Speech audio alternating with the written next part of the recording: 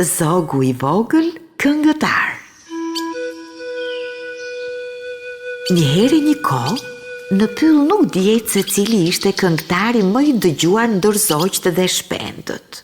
Të gjithë mbureshin dhe lavdëronin zërin që kishin. Një ditë Shqiponja, kryetarja e zogjve dhe e shpendëve, i ftoi të gjithë të këndonin veç e veç dhe së bashku të vendosnin se cili zog ishte këngëtari më i mirë. Të nesërmen në pyllin e këngëtarëve u mblodhën zogjt këngëtar të dëgjuar si Kanarina, Gardalina, Lauresha, Pishkëllyesi, Trishtili dhe shumë të tjerë. Kishin ardhur Sora, Laraska, madje i pranishëm ishte edhe një Pallua. Palloi kishte një zë të shëmtuar që të vriste, por pendët e tij ngjyra ishin të mrekullueshme. Të gjithë filluan ta vështronin dhe ai krekosej dhe mburrej duke u munduar të merrte mendjen me bukurinë e tij. Kanarina, si këngëtare e dëgjuar, ishte bërë shumë e bukur. Puplat e saj të verdha të merrnin syt. Gardalina priste radhën. Ajo e kishte inat Kanarinën verdhoshe dhe i mburej për puplat e saj ngjyra. Edhe Lauresha kishte ardhur të këndonte, por ishte e mërzitur sepse Gargulli kishte marrë një strofë të këngës së saj. Filloi koncerti i mrekullueshëm i zogjve. Shqiponja po i dëgjonte me vëmendje të gjithë konkurrentët. Poshtë pemëve pa Pallojin dhe u habit se përse ai kishte ardhur në koncert.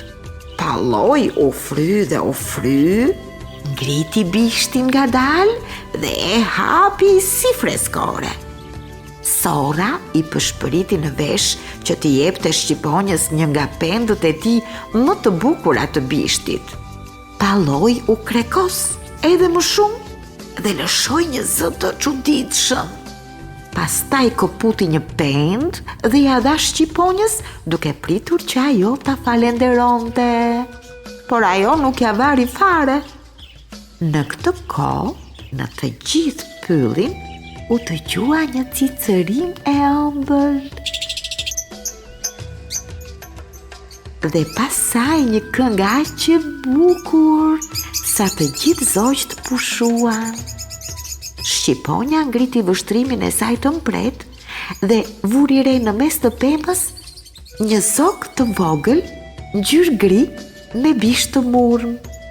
Zogu këndonte për fushat e gjelbëruara, për malin e lartë ku jetojnë shqiponjat, për pranverën e lulëzuar, duke i manitur të gjithë me zërin e tij. Shqiponja dhe zogjt e tjerë nuk ishin dëgjuar kur më parë një zë aq të ëmbël.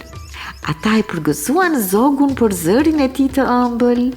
Shqiponja e shpalli Bilbilin, zogun më të madh këngëtar.